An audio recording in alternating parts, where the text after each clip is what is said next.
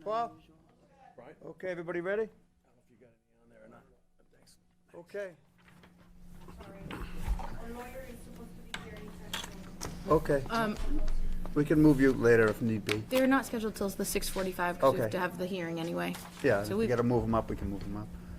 We, Okay, we'll call the January 23rd, 2024 Select Board meeting to order. I think first on the agenda is warrant 2415 in Facilities Project 32. Justin? Thank you, Mr. Chair. You'll see in your packets warrant 2415 dated January 25th, 2024. There are a few items I want to highlight on there. On the payroll side of things, it comes in at about $860,000. Once again, you're seeing some overtime, some call-outs, some reserve payments between police, fire, and MELD. On the bills payable side of things, coming in at $1,045,582. You'll note about $60,000 for new turnout gear for the fire department. That was an expense that they had already accounted for, but they had run into an issue where they got, I believe, diesel fuel on their uniforms and had to swap them out earlier than anticipated. That's something that should be covered by the insurance of the individual who they're going to go provide service to. So that's still in the works, and we're in conversations with them. On the IT side of things, you'll see a quarterly payment in the amount of $27,000, just part of our IT services payment. You'll see that roll through every 3 months or so. For police, you'll see $19,000 to outfit a new cruiser. As you may recall, there was an accident about a month ago or so, maybe 6 weeks. An officer rear-ended a car on 114, so as part of that cost, once again, something that we're ironing the details out with insurance, we should be able to get a chunk of that cost covered. For school, you'll see the quarterly health insurance premium as well as on the town side, $211,000 for the school, $144,000 on the town side. And then additionally, facilities project warrant 32 in the amount of $140,000. This one's a little higher than the last one you saw. I did provide a breakdown request of the board in the packet, kind of highlighting how those expenses are starting to pile up. The two main hits there, one is from Context Architecture, who's our architect for the project. It's a lot of construction contract drawings. They have about 240 sheets of pretty complex drawings at this point that they've compiled. Every time we go through a new phase and a new review, it's a significant effort for them to go through and update all of those. So we're about 95% complete and still on target to go out in time for that. And WT Rich, who is our construction manager, they've spent a lot of time estimating development drawings, kind of poring over those 240 documents, looking for potential efficiencies, and they've actually done an excellent job advocating on our behalf, trying to find some potential savings in value engineering. And they've also been doing a lot of work going through the pre-qualification process. So, for the folks watching at home who may not be familiar with the public procurement process, we have a construction manager. But they don't do every piece of work on the job. We have a lot of certified tradesmen that come in the subcategory, so electric or flooring, plumbing, and we go through every single one of those bidders to make sure that they're qualified in advance of the actual formal bid process. So that's what the pre-qualification process is. Once again, pretty significant and heavy lift for them to go through that work. So it's those two items that make up that total amount on Facilities Project 32. Okay. Any questions? So I'll move to accept a warrant 2415 and facility project warrant 32. Second. All in favor? Aye. Aye. Thanks, Justin. Okay. Next, we have an acceptance of donations of Veterans Memorial Spruce Tree. Thank you, Mr. Chair. Coral? Yep. Hi, nice to meet you. So we have Coral's, is it Steger or Steiger? Steiger, thank you, who's here, who brought forward something I put in your packet, just an email with a proposal to put forth a veterans tree. And Coral, if you'd like to maybe explain the project a little bit. Could I pass these around? Sure. We would like to plant a balsam fir, about 5 to 6 foot tall, to the left of the Veterans Memorial at the cemetery. When we do Wreaths Across America, we're going to have our volunteers write their veterans' names on dog tags where we can hang them on the tree. Oh, nice. And this is Thank you. basically an idea of what it would look like. So we'll go ahead and maintain it. And we think it would be a great addition to our program as well as the cemetery too. Can I answer any questions about it, or? Through the chair. Yeah, any questions from anybody? Yeah, it's a great thing you Yeah. guys Oh. do. I mean, I imagine you've spoken with DPW as far as the positioning of such a lot over time that it will, yeah. Very good. Absolutely. That's the first place that I go to because they take care of the cemetery, so I deal with Paul Dubin a lot.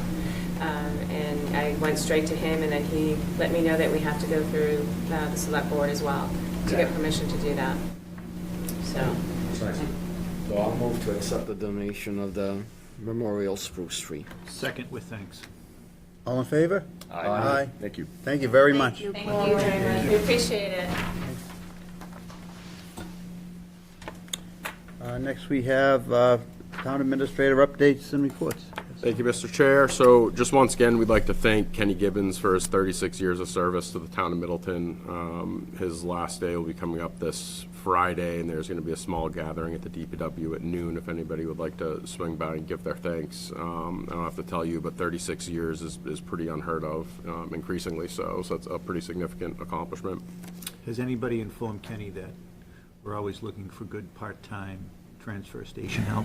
I have. I said we should take an aerial photo and have it professionally framed for him, to put him put in his house. We should just mount the chair at the driveway to the transfer station. Or at least October 1st of every year, we should mount it. We're not eager to let him go, so thank you, Kenny, if you're watching. The planning board has been exploring several zoning amendment proposals over the past year. People have been following the MBTA zoning issue, the two-family by right and accessory dwelling units, or ADU units, for single-family lots with a special permit. As part of that, we've stressed that public input is a really important component. It's very much your community, and you should have a say in how those things work out. So as part of that public outreach, Katrina and her team have put together a poll or a survey that's currently on the town website, and we encourage feedback. So if anybody has any interest in providing that feedback, it is on the town website. Or if you have any questions, feel free to give us a call. We'd be happy to explain the intricacies of some of those for you. The Locust Street appraisal is well on its way. Consultants were in town last week to review the properties in person. Costa, I want to thank you for your feedback. I did point out to them that they had highlighted the conservation area, so we stressed to them that the conservation area is not to be included in that. So thank you again for the sharp eye. ATA Bresnahan and I attended the annual MMA conference in Boston late last week into the weekend, and I just want to thank the board and the people of Middleton for their continued support when it comes to our professional development. It's appreciated. I met with legal counsel and representatives of Villbridge Middleton to discuss a rough draft of the development agreement that we've been discussing for the proposed 40B project at the Angelica site. That's moving along, and we're hoping to have an early draft available for distribution in the coming month. From a longer-term timing perspective, the biggest obstacle on that is that the development agreement is going to have to include some type of official site plan showing where that donated piece of land is for the lane. But he can't provide that documentation until he goes through the permitting process. So it's a little bit of a chicken or the egg thing. So that's really what's going to be holding us up, but we'll keep at it. Can I ask you a question? Of course. Has it been decided if it's going to be transfer of the land or an easement? Has that, We haven't ironed out that detail. that's still either. up in the air, which Yep. it'll be? Okay, thanks. But we're Does good. one make it easier for working, because that's a DOT intersection, does that make, Mass DOT intersection, does one way make it easier than the other? Does a easement over a ownership? Yeah. So it's the coordination with MassDOT as a component. It's easier for them to deal with us than it is to deal with the With an developer. easement, yeah. But the other component is what type of process would he have to go through, donating land and us accepting it versus giving us an easement and not having to go through that Got it. formal process, so. Okay. But I'll keep you all posted as we move through that. Our stormwater group met again today to discuss ongoing flooding issues, and we've solicited quotes from multiple engineers for a review of the peer review of that site. That's not something that we typically do, but on an abundance of caution, we wanted to go through and just get a fresh set of eyes on it. So once we have enough quotes for that, we are going to move forward. We want to have that review underway by the end of January. So things are moving along there. We've also continued discussions with legal counsel about the fact that this is sort of a two-part solution. So one is addressing, what we're seeing right now across town, which, yes, it was a very wet summer, and it continues to have historic rains, but we're questioning whether or not we should be also looking at the way we go about reviewing this process and what obligation we have. So we are going through that process. What may come out of that is some tweaks or adjustments to existing bylaws about who's responsible for reviewing what when it comes to stormwater, and just creating a slightly more definitive process so that if this comes up again, it's not a situation where people call town hall and we're all just kind of sending them in different directions. We want to have something that allows us to kind of act a little bit faster. So that'll be ongoing. Once we have something, we'll be bringing that forward to a public meeting for review for the pertinent boards. We had a meeting with MassDOT and members of our State House delegation last week to provide updates on the Peabody Street Bridge. And we also took advantage of that meeting, given the people in the room, to talk a little bit about a comprehensive review of 114 as it runs from Danvers to North Andover, and trying to find a more holistic approach to addressing our ongoing traffic woes. We'll still continue to chip off pieces here and there in intersections as we can, and really keep our foot on the gas in that area, but we really want the state to kind of come up to bat and help us take a look at this Did problem. that discussion include, a beginning of a discussion of in front of the Angelica's property and that potential land? In regards to the 40B Yeah. project? Yeah. So that's one that would kind of kick the whole thing off, but our concern, I think, is that, once we go through that process and we fix that, Well, it cascades. still doesn't work on the other end, right? So we have to find some way to make that work. So we've planted a flag with the state anyway, and they seemed interested in helping us kind of find a path to get that process going in earnest. One way to sort of help traffic flow at intersections might be to have, dotted lane lines through the intersection. I'm thinking primarily of Essex, 114, and Forest.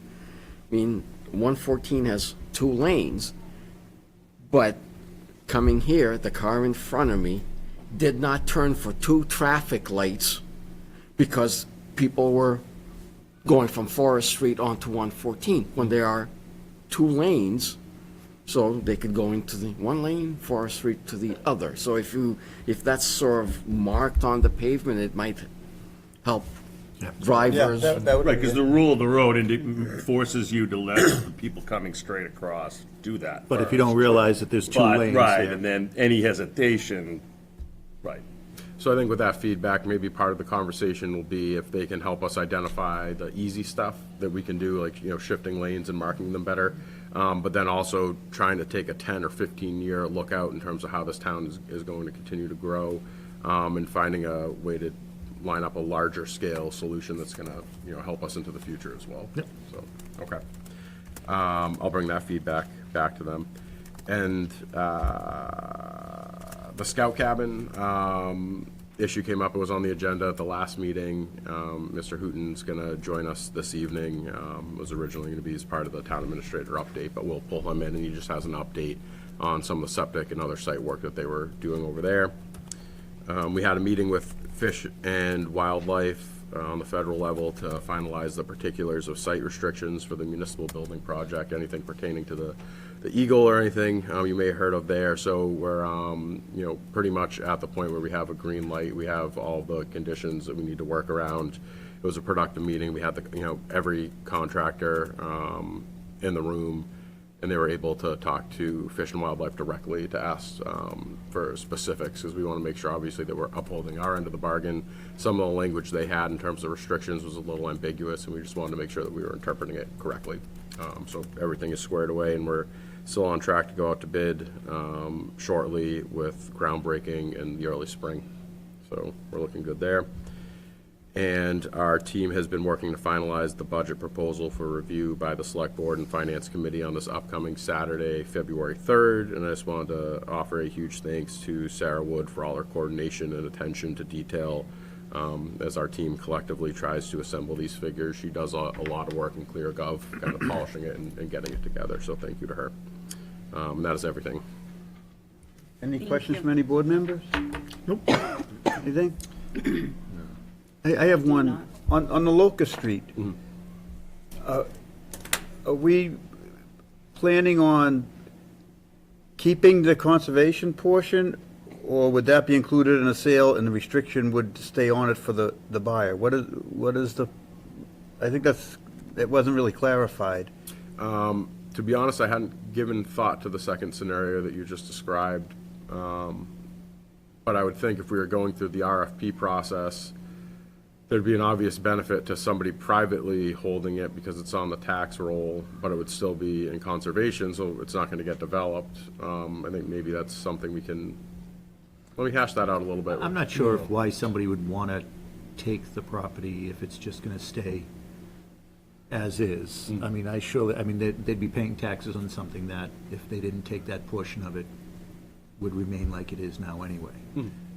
But, I mean, if we bundle it up as such, that's a different story. Right. And I just don't know what restrictions when the Flatley? No. Which, The Weber's family sold that but property. I thought there was a piece, There was a piece that Flatley gave to the town. That was the upper piece. There was 17X and 17Z that were bought from the Weber. There was a little triangle piece here and a larger piece up here that Flatley, that was basically wetland. Flatley Yeah. wouldn't have given it to the town if it. but that's was in a developed. conservation restriction, correct? No, it's, the conservation restriction is on 17Z. Okay. Because, you know, the purchase from the Weber family was financed in part by a $250,000 grant from the state, and that was for conservation. And as part of that grant, we had to conserve that That acreage. portion of it, okay. So I can bounce that off legal counsel anyway to see if it's something that's even feasible, so at least if it's an option that you want to look at. I think it's if we're something gonna we have. offer it out for proposals, we need to, everyone on the same page of what land is and is not included. And then post receiving a appraised value of that, is that when we are going to reach out to the Weber family pursuant to the language on our acquisition, which was they have right of first refusal if we ever decide to sell. Oh, for the non-developed half as well, yeah, that'll be part of the process. I'd actually like to, Yeah, first refusal typically means you get An offer. an offer, and before you can accept the offer from, in this case, an RFP. RFP, you know, people submit, and we decide which one we're gonna pick. And before we close the deal with them, the Webers have a chance. But I would like to, I think we should give the Weber family and the whomever it is there a heads up that Yeah. we're headed We're going down that through the road, process. rather than, Yeah.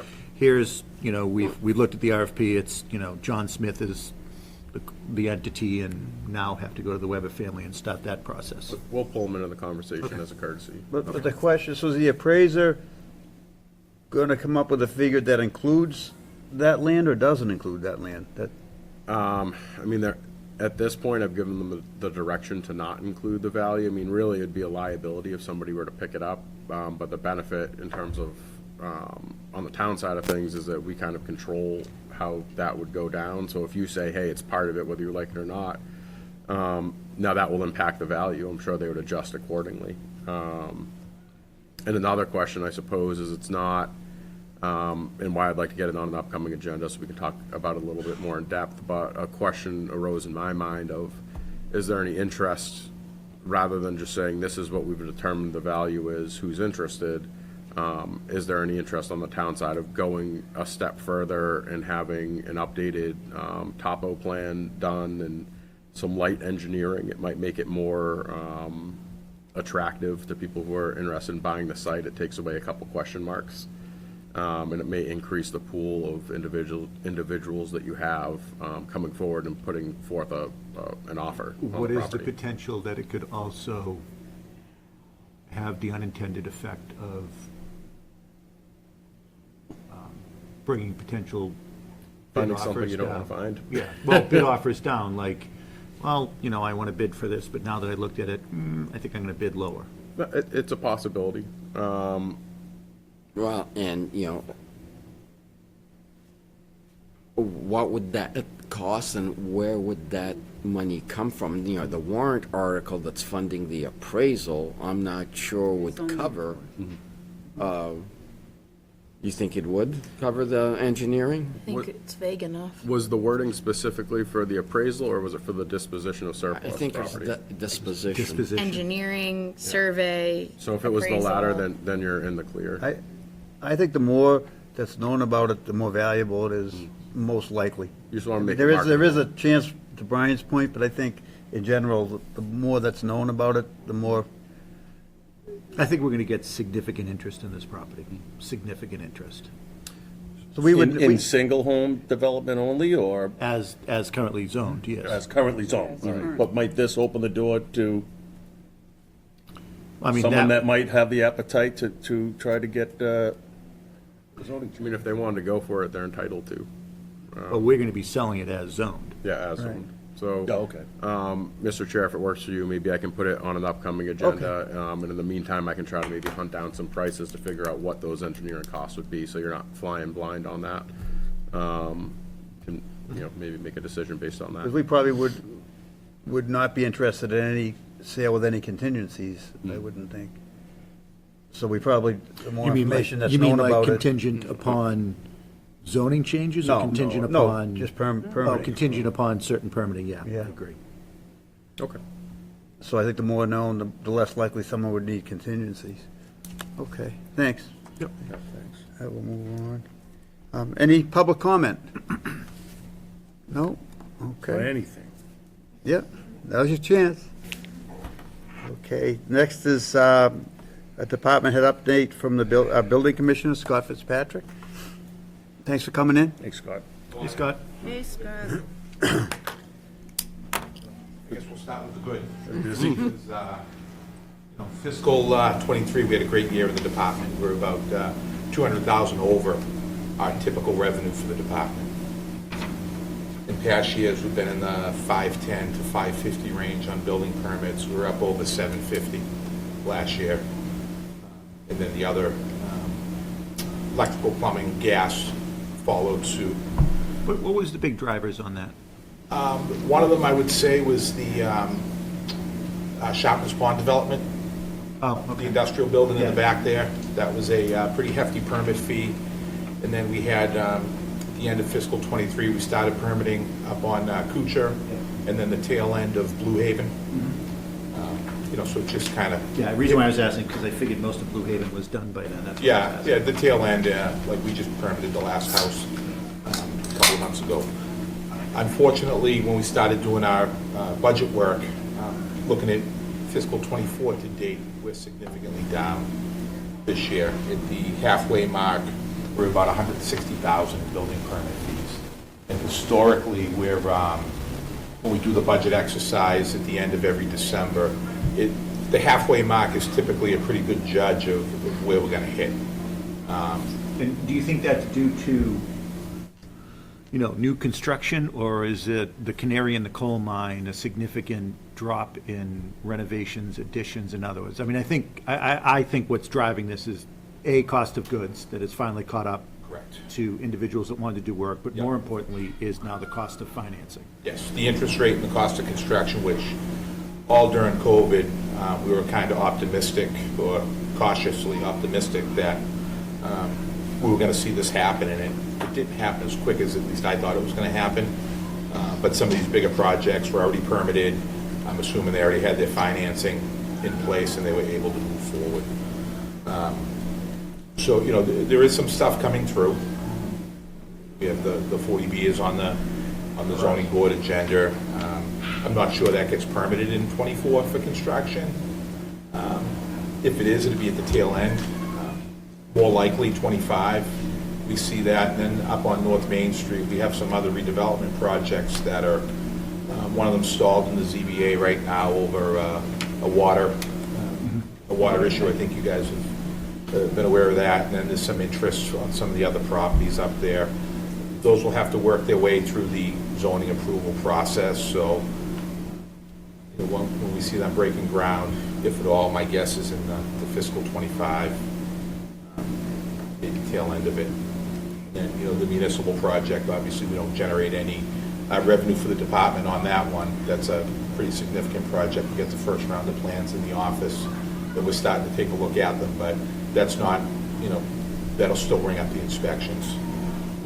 You know, another interesting fact on the fiscal '24, the inspections are still up there, so the permits that are out there, we're still busy doing the inspections. That hasn't quite caught up yet. You know, as sure as any of you know, have worked on your house, some of these projects can take, you know, 6, 9, even 12 months to get through, so. As of right now, the inspections haven't died down. So, do you think, based on the track record, we're going to be closer to 350? Probably. I mean, we did just have a. I assume between now and April is usually the slowest period of time in permits. Historically, we really haven't slowed down, though. This is the first year. Although we did just sense these numbers, we did the numbers for the budgeting. We actually waited until December 31st to have a full 6 months' worth of numbers. We brought in a decent permit. It's just under about $40,000 for a tenant fit up down on South Main Street. So we're still getting some decent work, but you know, we're not going to be in the 500 to 550 range, which kind of, even pre-COVID and COVID, had been our normal for a while. And the permitting includes just electric, plumbing, and building? So when we permit new construction, we take all the fees on the building permit.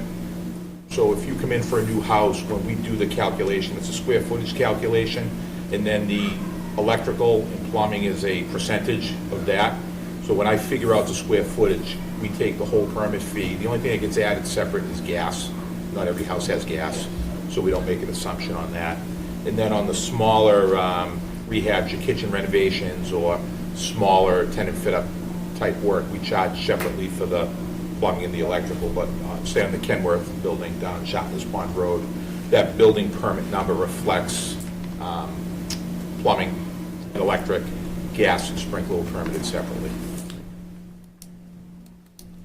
So, talking about permit fees, when was the last time we reviewed our, was it 3 years ago? It was before COVID, right, that we reviewed our permits? We actually had, well, Came on, I want to say, or They after just- 17? in '16, they had just upped the fees shortly before I started. We worked through a couple issues with Ryan at the time, got that figured out. And then Yeah, the spreadsheet. a couple of years ago, we looked at the numbers again, and I think we updated maybe minimum electric fee. We updated a couple of Yeah, I really remember small that, yeah. ones. We've done some, we did like odds and ends, like Yeah. annual inspection fees. Yeah, at the time, when we looked, our building, plumbing, and electrical seemed to be checking out with what the neighboring towns, you know, we're still slightly lower than the larger cities, but, you know, we're in line with Linfield, Wakefield, what they're charging per thousand. Have we refreshed that again? I know we did that a few years ago, but I mean, I talked to the, both of those building inspectors recently about the fees, and like Wakefield right now, they're only at $12 per thousand on a commercial building permit. So they're actually lower than us. what they're doing in Wakefield right now? Yes. An ungodly amount. Yeah, they're missing the boat on that one. So do you charge different for commercial and residential? We do. We're $11 per thousand on residential and 13 for commercial. We can maybe take a look at some comp communities and just send it to the board separate if you want to take a look at it, if you're Maybe curious. it doesn't hurt to take another look at use the comp. So it's at 11 towns that we're, Yeah, we should. yeah. We can have Billy do it. Perfect. Okay. Any other questions? What's happening with 18 Boston Street and the situation there? People want rules enforced that don't exist. You know, I've worked with Jay on it, I've bounced a lot back and forth with him. We don't have the rules that some of the bigger cities have. Bigger cities have rules that tell you how tall your grass can be, what you can have in your yard. Middleton doesn't have that. We don't have hours of operation bylaws. We don't, you know, we have very little, and I've gone through it with Jay. It's basically. What you can enforce is the property owner in compliance. As of our last time there, yes, he was running, he'd rented out some yard space to a landscaper. We issued the cease and desist. I forget if I had Paul Armitage serve it or I sent a registered mail, but it was resolved within a few days. So right now, as far as you're concerned, what you can enforce on that property is in compliance. As of my last time there, Yeah, okay. I wouldn't be surprised if there's another unregistered vehicle that's made its way in there that I haven't seen or hasn't been reported to since the last time we've been there. So, I surely don't want a bylaw on the length of a blade of grass, but having dealt with this and other instances you've dealt with since you've been here, in your professional opinion, is there a need to review and/or update or expand some of our bylaws? That might be a loaded question, but, I mean, I know at one end it would make, you know, expanded bylaws would make your job easier, because anytime somebody calls, you could say, well, here's the bylaw. Well, not really, because quite frankly, the bylaws that would be adopted to deal with a property like that most likely would fall under Board of Health. They're sanitary bylaws. They're not, you know, it's not changing the zoning. The zoning is either you're running a business or you're not. We weren't able to prove he was running a business there. He then rented the yard out, which was clear he was running a business. I was able to cite him for it. Trash in a yard isn't typically cited by a building department. No, that's. That's or, you know, junk in a yard, that stuff typically falls to a Board of Health. So, I mean, you know, the zoning bylaw is pretty clear. I've been through it with Jay, you know, a handful of times on this property, every time something's come up, and ultimately, Jay's office is the one that has to defend it in court or be willing to take it to court, you know, and we haven't come up with anything. And some of these bylaws, you know, when it's the neighbor doing it, people are all in favor of it. When it's, you know, going to be applied to you, then you're not in favor of it. It's, a few years ago, there was a, you know, interest in controlling noise. No, there was an interest of our then town administrator of controlling noise. Well, it was some in the community, but the rest of the community didn't want it because they viewed it as, I don't want to live under those restrictions, so. We're a community with open town meeting. That's the beauty of, that's the beauty of open town in meeting. Yep. My time here, I don't know, I think we've passed one zoning bylaw, and that was a overlay district that was pretty much state mandated. A lot, you know, people do not support regulating the property here. It's open town meeting. It's different than a city or town where you have an 11-member elected city council that makes zoning. Is that the Walker River? Yeah. Down in, Ipswich River that Yeah. took over, Down in the Danvers line. yeah. Yep. Okay, anything else? No?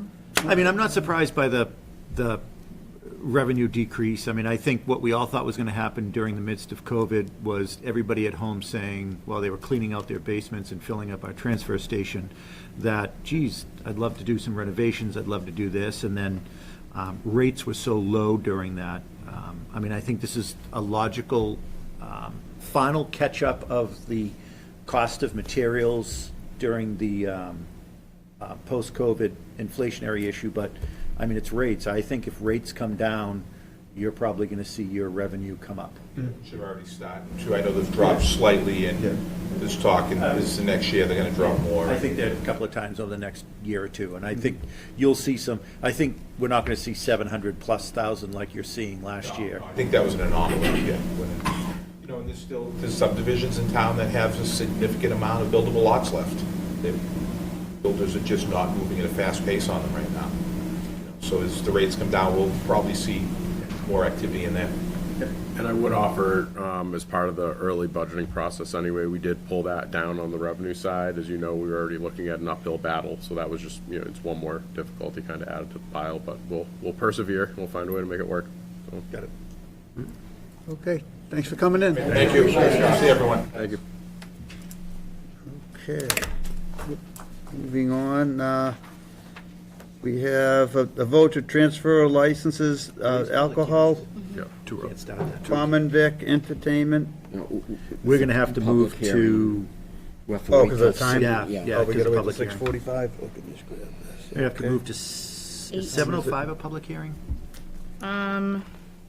Please hold. You can definitely do 8 while you wait. Yeah. Let me Okay, check so we'll 7 move though. down to 8, and we'll do the public hearing at the proper time. Could we actually do 9? I think it will just soak up a Okay. little more time. All right, so we'll review the list of articles for the May 14th annual town meeting. And I think we all have a list of those, right?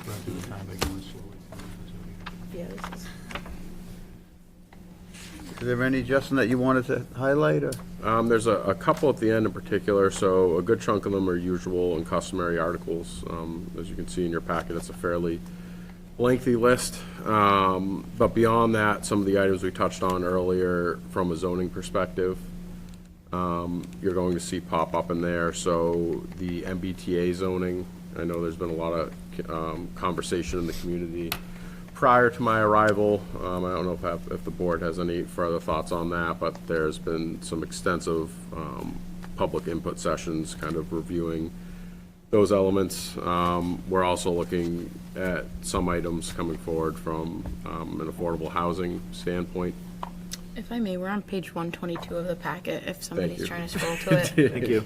I'm trying to flip to it. Do you need it? Thank There you, go. yes. And I think that's one that you're going to see a little bit of conversation about. Really, if you're looking at items, I'd say 1 through 14, those are fairly typical. Item 15 is when you're starting to get into some changes, so the Essex Tech debt, the ban that we knew was coming down the road. Also, they haven't voted it yet, but Masco will have a debt project. So Add that to the list. Okay.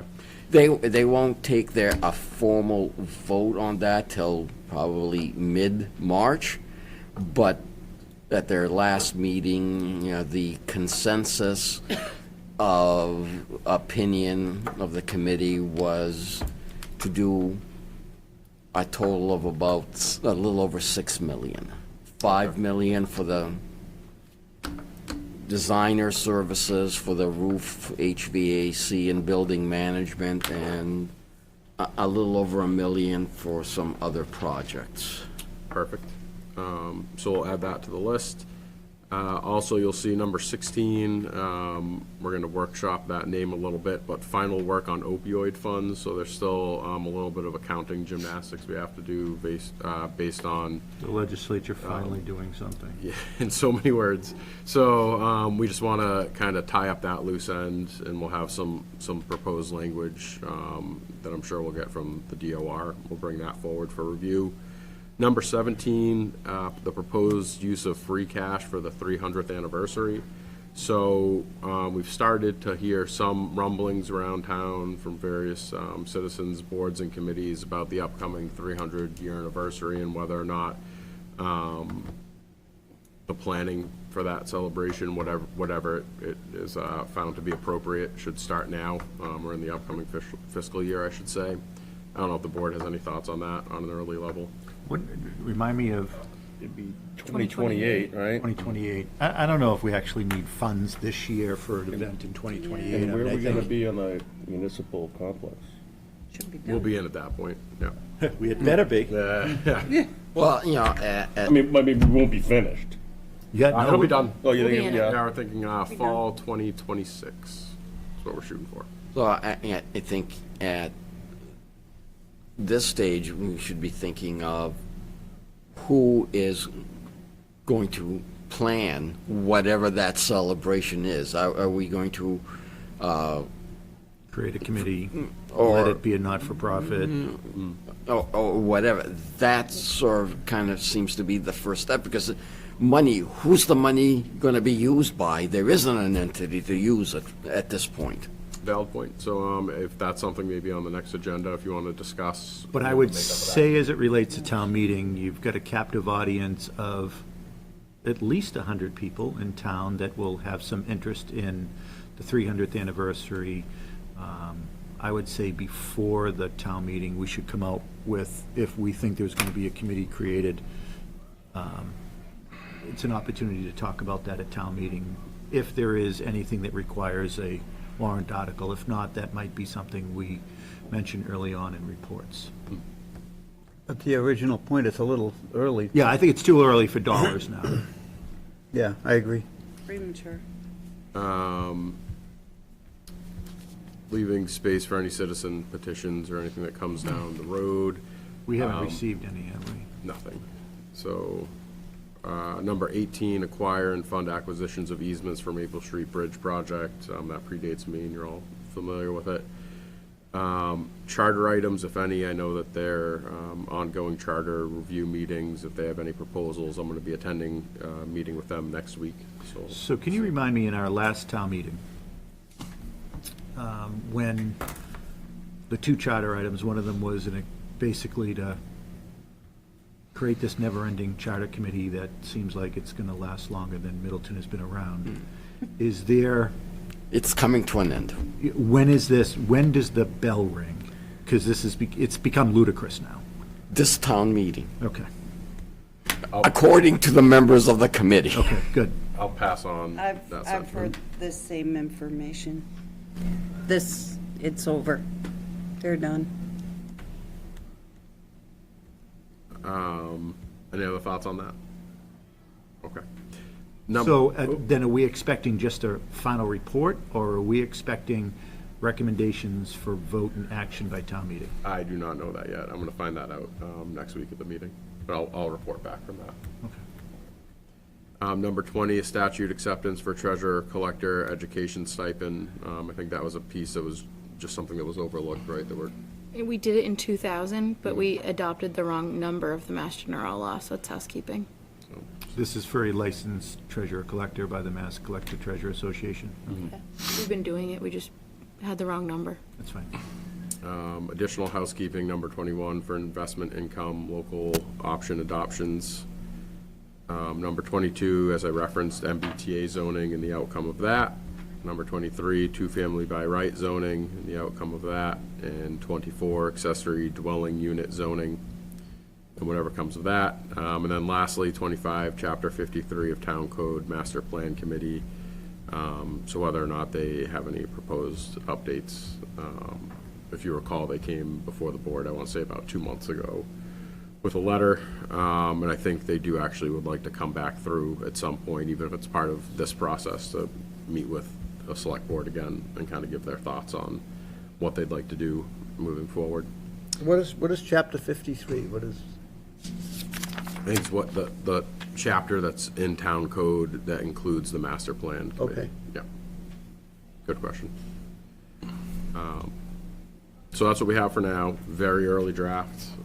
Just kind of throwing it all at the wall at this point. Some of these zoning items, for example, may not be ready in time. It's a distinct possibility. MBTA zoning is definitely our top priority.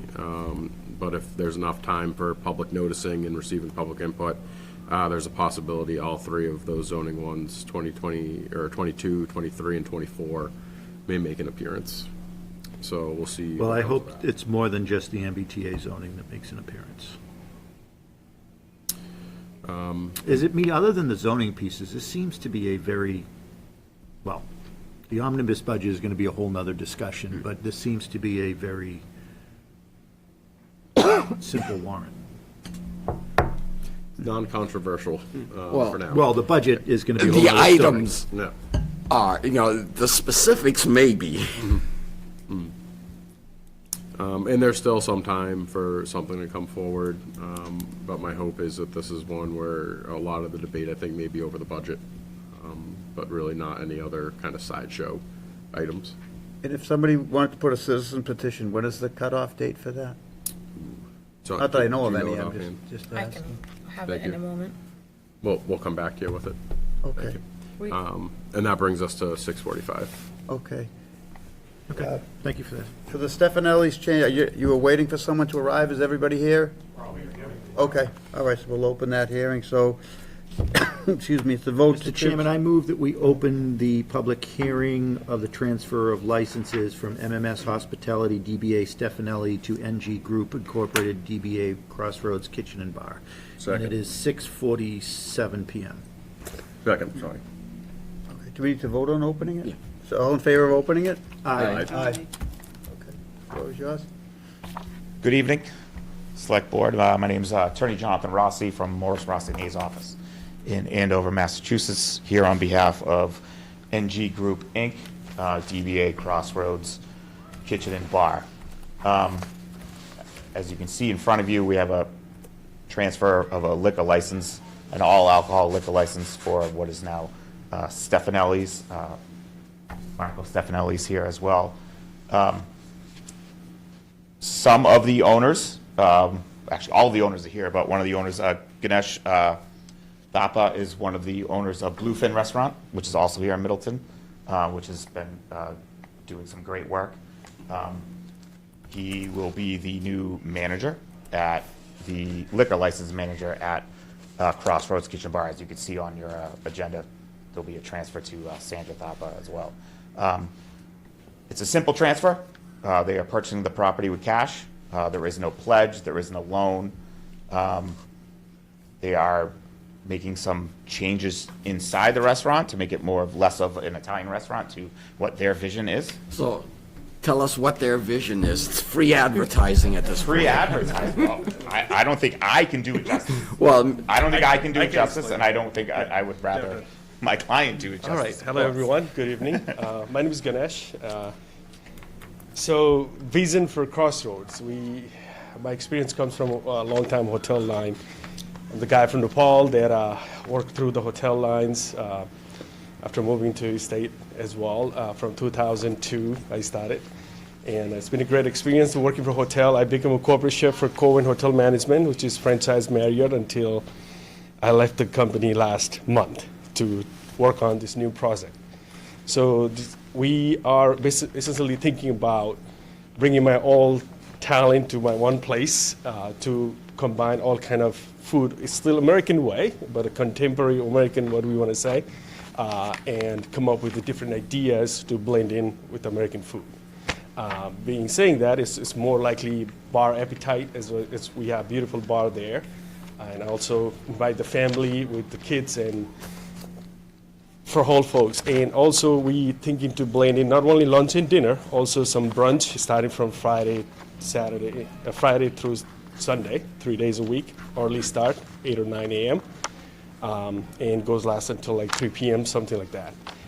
That's where folks want to hang out and grab some nice breakfast brunch items.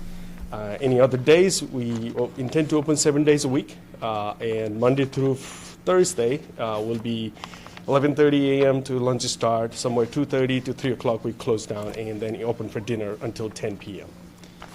So those are initial thoughts. So in given days, you will see still clam chowder on the menu. In given days, you will see soup du jour. We'll see nice sandwiches on lunchtime, and versus in dinner time, we will have nice bulky entrees as well. So those are the initial thoughts for Crossroads. So I know your attorney stated that you're going to do some potential changes on the inside. When is your anticipated period, assuming that the vote this evening is successful, that you would open the doors and we'd be coming in? As soon as it's approved by the ABCC. Well, I minutes understand of- that, well, but I that's- didn't know if you that's had... their plan, yeah. I didn't know if you had a 6-month plan for No, renovation. no. As soon as the ABC is approved, Doors they're going to open. be ready to go. Okay. I've worked with a lot of people, opening up restaurants, getting liquor license. This crew they are ready to go. Okay. They are hard-nosed and ready to go, and I'm very impressed by them. So they'll be ready to go as soon as the ABCC approves. Once you approve, then the ABCC approves. You've also, it's an entertainment I was license. gonna ask on that. And it had marked some things that, you wanted that hours from 8 AM to midnight. Okay. Go ahead. That's if we open from brunch, we open 8 AM, that can run. Sometimes maybe we wanna be open, I don't know, maybe in the future we wanna spend our hours until 11 PM or midnight. So I always say this in Middleton when people come before us for licenses. Yeah. I don't know what it is in this town, but we roll the sidewalks up at about 9 PM. Most folks that come in for licenses come in with an expectation of a long hours, and more often than not, they don't operate to those hours because it's just the way it is in Middleton. And I think that's the plan Yeah. with this, is we don't want to come in You have to come back 6 again. months from now and say, hey, look, we want to have, and the entertainment is music that's going through the speaker or a television. It's not, Well, it's also live Live music. right, well, That's checked off. right, So, right. will you be, So it would be, right, it's, we didn't want to come here later on and say, look, I know we said till 9, but So not one sure of if the that's your questions I would have on intention of live music. music through. Just in case, Right, in it the was more future of we just in wanna case spend future, hours. right. So the only question I would have on live music is, the building is surrounded by residential zoning and residential homes, and not with the current owner of the establishment there, but the previous establishment that was there before. I'm being kind when I say we had considerable issues with that, that license holder in, for lack of a better term, being a crappy neighbor. And that included everything from dumpster, and again, it wasn't you, Marco, it was before Marco. No. Actually, I was doing live music, but by 10 PM was everything done. Yeah, so, Soft live music, that's yeah, it. so my concern would be live music at I think midnight that's your intention. with homes that are literally behind there. I'm not saying you're gonna have a heavy metal rock band in there, I get that. That's not their intention. No, I No, get of that course. clearly, Yeah, of but course. that would be part of it. Right. I think we checked everything off just to make sure we had everything checked off. 'Cause Yeah. again, Yep, no, let's not I keep coming understand back that. in here. So, but yeah, that, and I understand that question and and- those concerns. of And the course. other point that I brought up is, I hope you're wildly successful. I love Bluefin. I hope you are wildly successful here. and they're also Middleton residents. Yes, so. Yes, what- neighbor. I should have led with that. I'm sorry. Yeah. If you have any questions about the issues that had happened there 2 licenses ago, it was mostly parking issues that we've worked to kind of resolve with the neighborhood. There were some other issues like dumpsters were being picked up at 2 AM, 3 AM, and so forth. We've worked through those. Okay. I'm expecting it's not being, going to be an issue. Only thing I ask is just keep it in your mind, because we don't want to have you or any future license holder back again, because this board's very attuned to what has happened there in the past. Again, Marco was not, Marco was very good about that, very good about that. So just keep that in your mind. We definitely. Yeah, Thank you. okay, that's all I have, Mr. Chairman. Any other questions from any other board members? Deb? I do not. Is Ganesh the liquor license holder at Bluefin? We're He changing. is, and that's why he's We're the changing manager, that and right that's there, why so- he's on the agenda changing 2 that. items down Okay. to switch to Sandra, who you just heard from. Very good. Yeah, we contemplated that, and we figured we'd knock it all out in one Can't night. be at 2 places at one time. No, I mean, we would like to be, but Law doesn't allow for it. Okay. Okay, does somebody want to make a motion? Mr. Chairman, I move that we transfer all alcohol, common victular, and entertainment license from MMS Hospitality, doing business as Stefanelli's, located at 119 South Main Street, to NG Group Incorporated, which will be doing business as Crossroads Kitchen and Bar, with manager Ganesh Thapa. Thank you. Thank you. Second. All in favor? Aye. Congratulations, good luck. Thank you. Move on to, Mr. Chairman, I move that we open the public hearing of the transfer, do we close actually have to that do a one public and hearing to open the transfer next of the one. common vic? No. No, so it's not a public hearing. Okay, thank you. Okay, so we have a transfer of a common vic license from Stefanelli Enterprises doing business as Marco's Pizzeria to GE Group Inc., DBA Lemaine Pizza. Manager Alma Vidal Garcia. Alma is here. I do need to make one change, and I am so sorry. This was a spelling mistake on my part. It's Lamaine, not Lemaine, LA. L-A. I will contact Deb Mahoney first thing in the morning, who is, by the way, phenomenal to have on your staff, and she is the best. So you're telling me it's not French? Yeah, right, I know, that is my fault. I should have known that from the very beginning. Mea culpa, my mistake. So, this is just a common vic. Again, we're looking, that pizzeria, just want to keep that business going, and under new ownership. Is here, I'll try to answer all the questions for her, but again, as you can see, this is a great group of people right here, that are willing to all make this business work.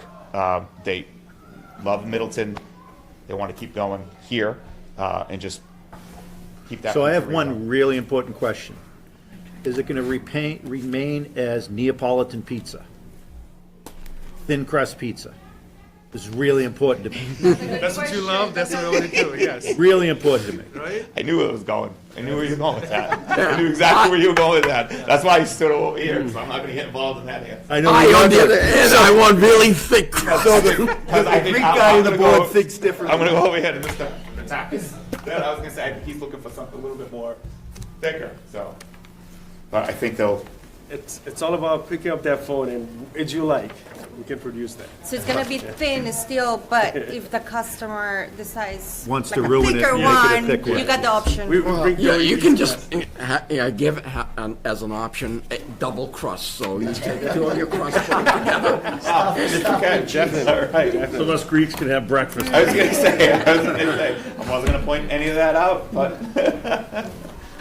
you can keep that in mind. And I'm assuming this is something that once this is transferred, this is going to, operations are going to. Tomorrow if it's possible, no. Right, the minute, We need everything's approved, inspections. fire department, board of health, everything, whatever needs to be done, If I- the minute that's ready to go, they're gonna open up ASAP. So the only thing that's wrong with it is La Main. That's Okay. it. So if board members can come in at your earliest convenience to sign a revised version. If you can tomorrow, but as Do soon you as need, feasible. do you need me to get that in too? I don't, I'm gonna email Deb now, because she beats me in the morning, so she'll have it ready whenever these. I don't know anything So about you, but I'm are not we surprised able that Deb to- gets in early. Are I'm we sorry. able to edit that and initial The that names should and be then sign a separate, new no? version? LA separate. So law means, and does this I mean, I make- added an A on it, but that's not a legal document for them. Is it, I would say the reality is the No, I license just is law held by GE Main. Group Two Incorporated. separate. through the Yes. DBA. Okay. Yes, law, How I wrote space, it. We're just Main. trying to make a Yep. pretty one, Brian, and But when if you you, allow them to open it. but they still have to get Board of Health and, Oh, I thought Building that was co- done. no. Oh, okay. so we've got a minute. Okay. We'll be all right. No, through our conversations with Deb, it was here today and then Okay, do all that. I misunderstood. Yeah, I no, thought that that's- was So done. we've got a day, Okay. Yeah. maybe two. It's going to take Costa for pizza tomorrow. By the weekend, I mean, I think you We guys were hoping for Friday. Yeah, were you If already we pass all scheduled? the inspections and Yeah, you're all everything scheduled Friday. for Friday. Everything's scheduled, yeah. Perfect. Thank you. Okay, Mr. Chairman, I move that we. One other question. Are My these two, the Garcias and the Tapas, related? Oh, You so guys wanna here's explain the, that, I'm you the can front explain man, here's the backbone behind me, right here, Rico Garcia. Garcia. His See, I wife. just met you know, good. Okay. Yeah. Yes. And who's on the lease? To make that clear. Who's on the lease? So me and. For Crossroads, that's NG Group. It's Nepal Ganesh and Guatemala. And Rigoberto Garcia. Yes. And then for the other property, for La Main Pizzeria, it's Alma Vidal Garcia. Or sister GE too. Group. So we're Well, two it's very siblings over evident you guys here. are sisters, Okay, so. yeah, so you can these tell. three, yeah. And he's the lucky one that gets to be Yes. You get to enjoy voluntarily it. involved in this family. Okay. You can now make your motion. Mr. Chairman, I move we approve the transfer of the common victular license from Stefanelli Enterprises, DBA Marco's Pizzeria at 119 South Main Street, to GE Group Incorporated, doing business as La Main Pizzeria, the manager of Alma Vidal Garcia. And I'd also like to say a thank you to Marco for the great service and food you provided at both locations. I'll second the Have people motion. if you guys want to stop by, you know that. I accept people. I don't want to take any business away from you. Once Okay. in a while. All in favor? Aye. Aye. Okay, congratulations, good luck. Thank you. Thank you so much. Congratulations. Best of luck. Yeah. Thank you so much. See you around. Did you Now, the vote on next one is 5 that and We're gonna 6? do Is it the, seven? No, we didn't vote on Bluefin. 6 yet, because it's a different topic. Is it time? Is it 7? Yeah, right on time. So, I'm spooky like that. We're spooky. number 6 is the transfer of Bluefin's manager. Yes, which you did not do. No, we have not done We that haven't yet. done that. Is that a public hearing that has to be opened, or? No. Oh, No, No, just, that's just a quick transfer. So I think it's pretty clear what that is. Yeah. So, Mr. Chairman, I move that we approve the change of. Appreciate it. Thanks, Mark. Thanks, Mark. Marco. I move that we approve the change of manager for RMS Group Incorporated, doing business as Bluefin Restaurant, which is located at 260 South Main Street, from Ganesh Thapa to Sandra Thapa. Second. Okay, any discussion? Anybody? No. No? All in favor? Aye. Thank you. Good luck. Thank you, everyone. Everything, yeah? Good luck. We'll see you soon. Thank you. See you there. You have 3 places to visit, okay? Thank you. Nope, she'll do it in the morning. She'll She's the best. Oh, no, she is. She's like the I said, best. I've done probably 13 different times. It's so helpful to come across somebody that is helpful. Like That's really good to hear. Thanks for letting us know that, It yeah. really is. I'm sorry, I don't mean to interrupt you. No, but it's not- it's nice so that- helpful to come across somebody. Like I say that I've done 12, 13 in different towns. I've done probably 25 of these. Having someone that will help you and work with you, that was amazing. We're still from the Such State great help. Department, so we really are reaching for a higher level of government. And it's also Thank nice you, to everyone. hear the positive. For sure. Okay, next on the agenda, we have a vote for a new livery license for Dennis Rideau LLC, 9 Pollock Drive. I think the police chief has weighed in on this also and gave his recommendation. Correct. And the only question I have on this, which we've had on our other potential licenses come before, is the vehicle will be registered at 9 Pollock Drive, correct? Correct. Excuse me. And nobody's here to speak to it? No. That is correct. Not that I see? Okay. We what? We did let them know. Okay. Does anyone feel the need to have someone here to represent it, or are we comfortable without? I think it's straightforward enough. Yeah, as long I as think this it's, is unlike others where it was at an office building in Middleton and we Yeah, were really okay. unclear. I think I'll this make is sure. Okay, then, So I'll move to approve a new livery license for Dennis Rado LLC at 9 Pollock Drive. second. okay, all in favor? Aye. Aye. Okay, that was an easy one. Review, next on the agenda is review and vote on a contract for pre-construction survey vendor Hartford Structural Inspections for the municipal project. Thank you, Mr. Chair. Small typo on the agenda. It's in there as HIS, but it's HSI. So in your packet, you will see the contract between the town of Middleton and Hartford Structural Inspections LLC. That is a subcontractor that is doing the traffic engineering services for the municipal project. It's in the amount of $4,600. This was presented to the building committee, and they did pass it on to the Board of Selectmen for your approval. So based on a prior agreement, Rick, I believe you're the proud signer of this if the board approves it. And they're mostly just addressing the ins and outs and MassDOT connection onto 114 from the project. So, Mr. Chairman, I move that we approve the contract for pre-construction survey vendor Hartford Structural Inspections, which is performing a $4,600 traffic engineering and planning study. Second.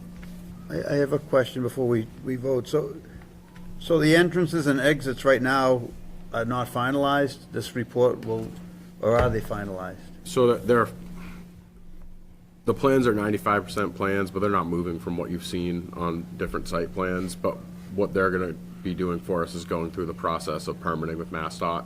Because anytime you break out onto a state road, you have to go through a pretty extensive process, permitting process with them. Well, you're supposed to. Not everybody on 114 does any of that with Mass DOT. We're actually just following the rules, which also includes curb cuts. And you feel it's necessary to have this it's not something we can do in-house? No. No. Okay. All right, all in favor? Aye. Aye, okay. So next will be the Memorial Hall feasibility study grant, review the scope of work and the contract. Sure, and I'm going to hand that one over to Jackie, who's been working on that pretty diligently. Thank you, Mr. Chair. So, as the board will recall, we received $25,000 of grant funding from the One Stop for Growth program through Mass Development, and at one of your most recent meetings, we put the local match from the annual town meeting 2023 funding forward to meet it. So this tonight is two documents. One is to authorize Justin to sign the contract with Mass Development and Studio Luz, who is going to be our vendor for the feasibility study. And the other is that we provided Studio Luz's draft scope of work in case the board had any feedback on that scope of work. Based on the conversations we had last November of 2022, the board had wanted to be directly involved in the disposition of any of the properties that we'll be moving away from with the new municipal complex. So this consultant, for the board's reminder and for the public at home, will be coming in to do a feasibility study for the Memorial Hall property. As the board knows, we have the footprint and the structure of the current Town Hall Memorial Hall building.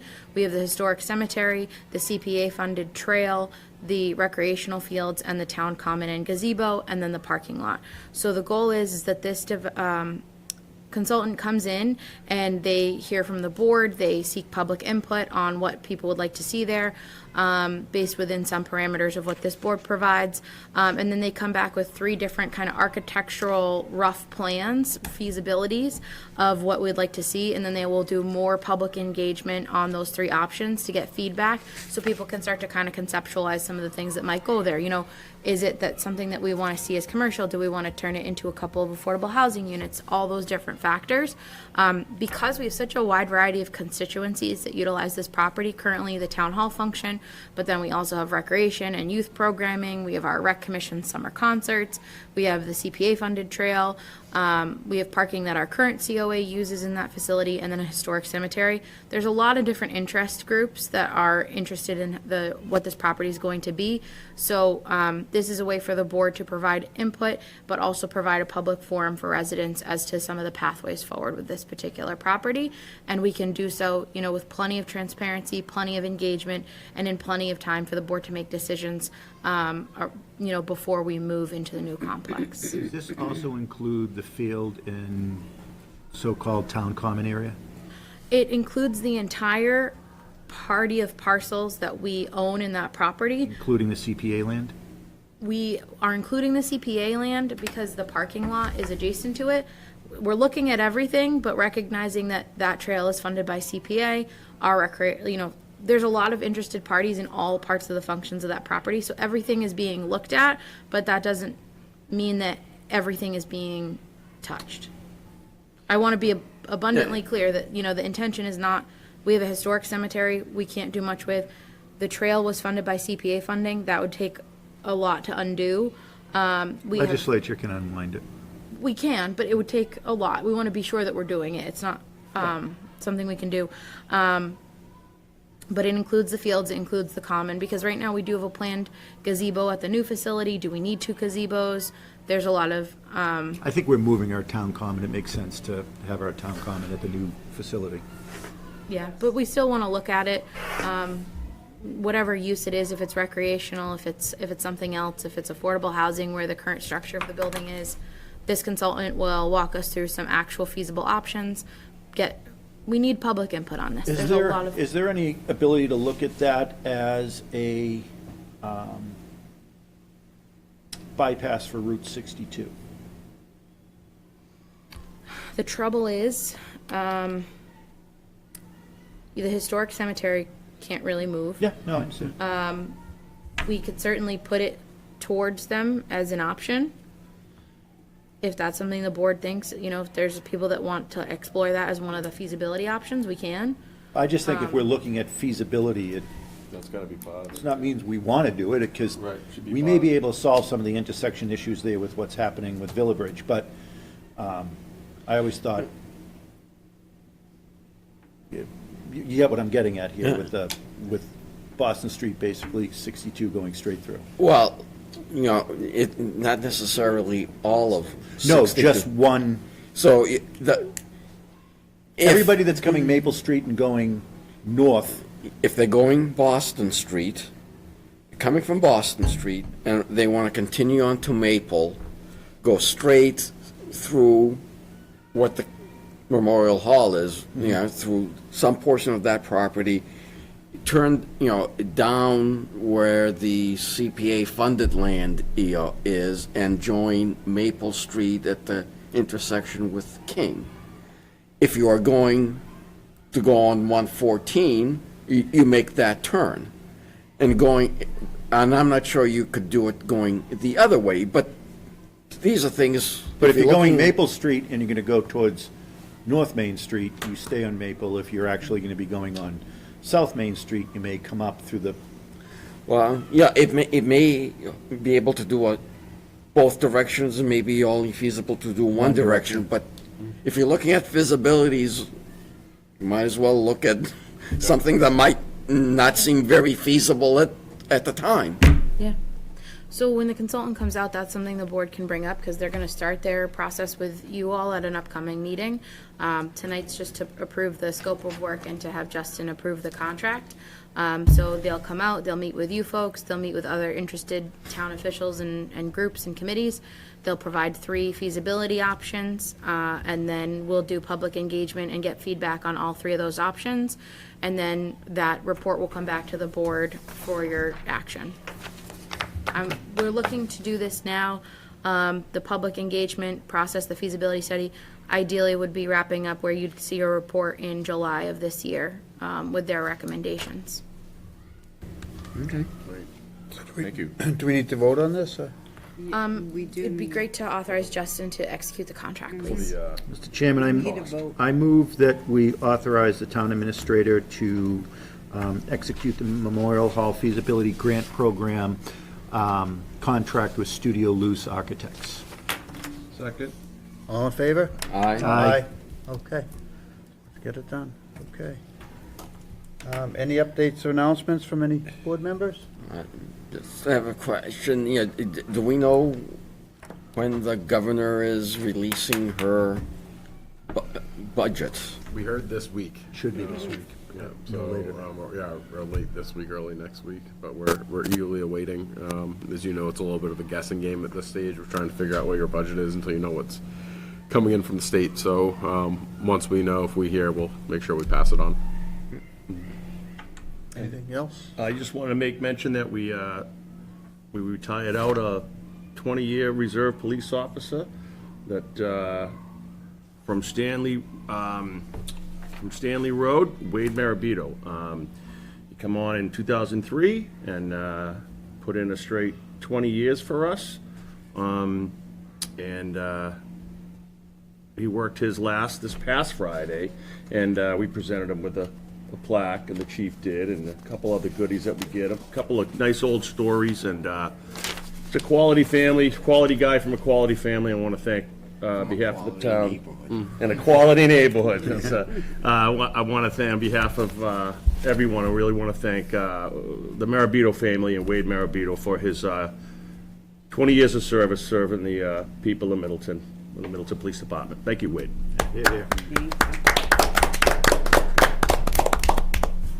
Okay, anything else? I have nothing.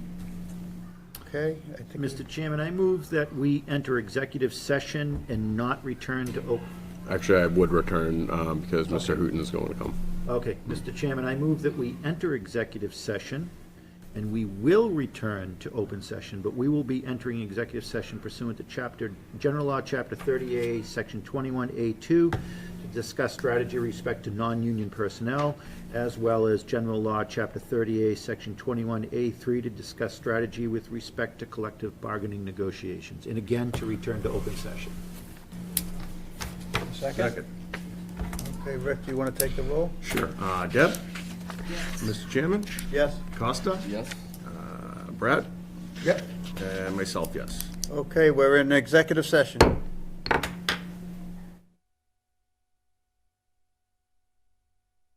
O'clock, Right on the nose. and we have Tim Hooton here to talk about, I believe, the Boy Scout cabin? Scouting cabin, I'm Scouting. sorry. As you well know, even in the Boy Scouts, there are now girls, so it is a cabin for scouting. But again, my name's Tim Hooton. I live at 180A Liberty Street in Middleton, and I'm here on behalf, try to give you an update.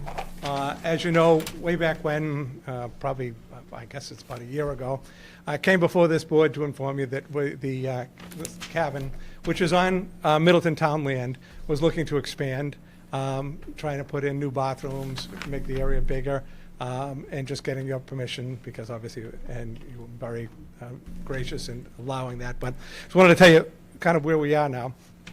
What's happened since then, originally with the plans, we thought that we were able to use the septic system, which actually was, really wasn't a system at the time, because there's so little use.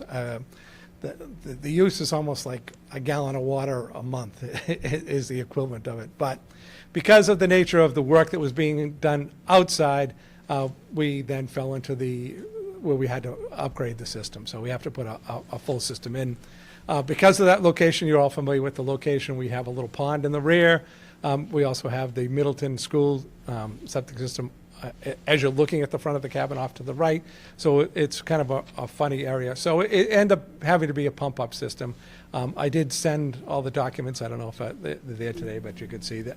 And it will go around to the front of the section. So what's happened with that is that, I'm not going to say exact amounts, but in the $50,000 range to put the septic system in. So we're now going forward with that. At the same time, we are adjusting or not adjusting what we're building based on, we had a fundraiser raised enough for the building, the septic system put us back. So there might be some slight modifications, but obviously we would come back if we were modifying to show you that. So basically just telling you that because it's your land. We're putting a septic system on your land. We're going to be applying and go through all the permit process. But you as stewards of the land, I wanted you to know first and just to see what's going on. The other thing that, and this is just a little buzz in the air, is that after this is all done, we will have put a substantial amount of money into the property, probably over $250,000. And we are 11 years into a 25-year lease. I think that at some point before that, we will be coming back just to see if you'll extend it to the 25 years, not beyond it, but just to, there's no bank involved. It's not like we have to amortize that money. This is all money that was fundraised, so it was great. But am I correct at the time, Tim, 25 was the longest length we could do, correct? Right. Yeah, okay. Yeah, so a town, I think you might need some legislative approval, but we're not, we're part of the community that, Right. So this board doesn't have the authority to, but the permitting costs for this septic, are they going to be waived? You seen them come through? It's town-owned land, the permitting. I know, but it's their permit, not our permit. Pretty I sure can make it's waived. inquiries with the Board of Health. I would presume they've been waived, but I can Okay. confirm that. Oh, thank you. That's very nice of you. So basically, any questions? But like I said, we wanted to come back before the board because if we don't come before to tell you, somebody's going to tell you something that's not right. And it's going to tell you that, oh, you should see what I remember my own house. I had to put a septic system in on Maple Street, and all I heard was, how's my new pool going? So I wish it were a pool, but, so we just know that it's not like there's a pool or any other structure going in there. The main work, which we're hoping to start in the spring, will be the septic system, followed by, quickly by the, getting the building done. But I don't know if there's any other questions, or anybody has any. Thanks for all the time and energy Thank you. that you put into that. No, and it's, and especially now with the, the bathrooms are going to be unisex bathrooms because of the use, and it'll be used by more groups because, I mean, the use is, a couple hours. Is the renovated building going to be fully accessible?